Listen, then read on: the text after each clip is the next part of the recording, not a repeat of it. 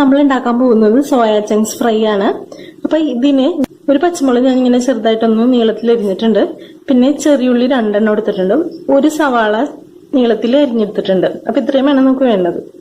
ആദ്യം നമുക്ക് soya chunks ഇതുപോലെ വെള്ളത്തിലിട്ടിട്ട് കുതിർത്ത് വെക്കണം. നമുക്കിത് പിഴിഞ്ഞെടുക്കാം.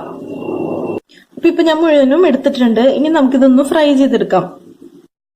എണ്ണ നല്ലപോലെ ചൂടായിട്ടുണ്ട്. ഇനി നമുക്ക് ഇതിലേക്ക് സോയ ചങ്ക്സ് ഇട്ടെടുക്കാം.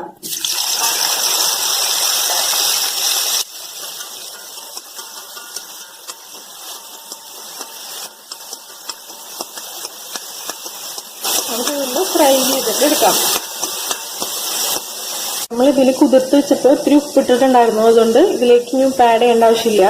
ഇനി നമുക്കിതിലേക്ക് കുറച്ച് മഞ്ഞൾപ്പൊടി ഇട്ട് കൊടുക്കാം. ഇനി നമുക്കിതിലേക്ക് കുറച്ച് മുളക് പൊടിയും ഇട്ട് കൊടുക്കാം.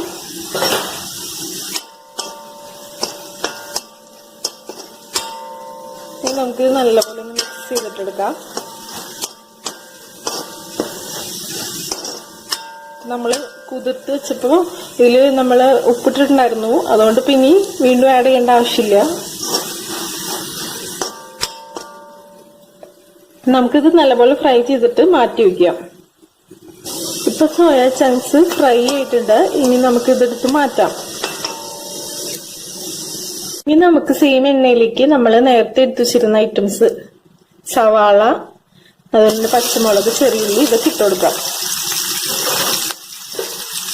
എന്നിട്ട് നല്ലപോലെ ഒന്ന് ഇളക്കി കൊടുക്കാം.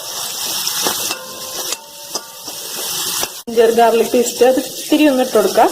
ഒരുപാടൊന്നും വേണ്ട, ചെറിയൊരു ഇത്തിരി ഇട്ട് കൊടുത്താൽ മതിയാവും. ഇനി നമുക്ക് നല്ലപോലെ ഒന്ന് വഴറ്റിയെടുക്കാം. ടൊമാറ്റോ പേസ്റ്റ് നമ്മൾ തക്കാളി അരച്ചിട്ട് ചേർക്കാം.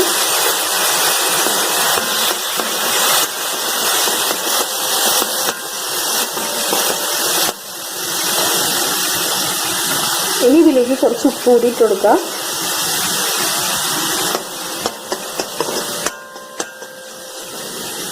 നമ്മൾ സോയ ചങ്ക്സ് കുതിർത്ത് വെച്ചപ്പോൾ അതിൽ ഉപ്പിട്ടുണ്ടായിരുന്നു. അപ്പം അതുകൊണ്ട് അധികം ഉപ്പിടേണ്ട ആവശ്യമില്ല.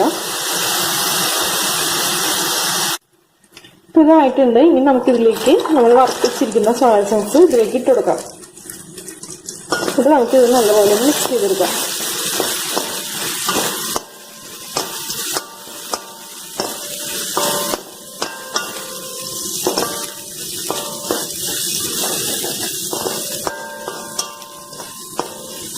ഇനി നമുക്ക് ഇതിൽ ഉപ്പ് കുറവുണ്ടെങ്കിൽ കുറച്ചുകൂടി ഉപ്പിട്ട് കൊടുക്കാം. അതുപോലെ തന്നെ എരിവ് ഇത്തിരി കുറവുണ്ടെങ്കിൽ എരിവും കുരുമുളക് പൊടി ഇട്ട് കൊടുക്കാം നമുക്ക്. അപ്പൊ നമ്മുടെ സോയ ചങ്ക്സ് ഫ്രൈ റെഡി ആയിട്ടുണ്ട്. ഇനി നമുക്കിതൊരു പാത്രത്തിലേക്ക് മാറ്റാം. അങ്ങനെ നമ്മുടെ സോയ ചങ്ക്സ് ഫ്രൈ റെഡി ആയി കഴിഞ്ഞു. അപ്പോൾ എല്ലാവരും ഇതൊന്ന് ട്രൈ ചെയ്ത് നോക്കണം. അപ്പോൾ ഈ വീഡിയോ ഇഷ്ടപ്പെട്ടെങ്കിൽ ലൈക്ക് ചെയ്യുക. അതുപോലെ തന്നെ ചാനൽ സബ്സ്ക്രൈബ് ചെയ്തിട്ടില്ലെങ്കിൽ സബ്സ്ക്രൈബ് ചെയ്യുക. അപ്പോൾ നെക്സ്റ്റ് വീഡിയോയുമായി വരുന്നവരെ ബൈ.